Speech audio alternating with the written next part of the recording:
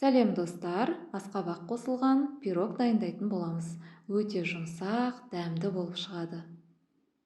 Ол үшін бізге 3 жұмыртқа қажет. Қант, жақсылап араластырып аламыз. Ертілген сары майды қосамыз. Араластырып болған соң, қопсытқышты қосамыз.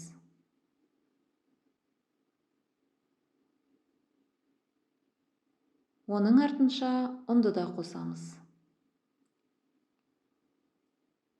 Қою қамыр шығу керек.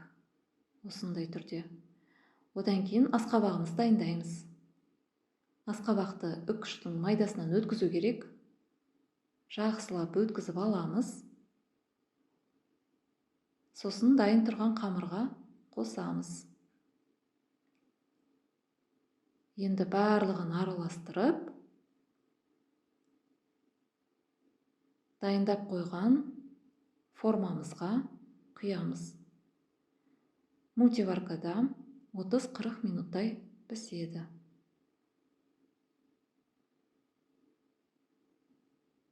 Өте дәмді болып шығады.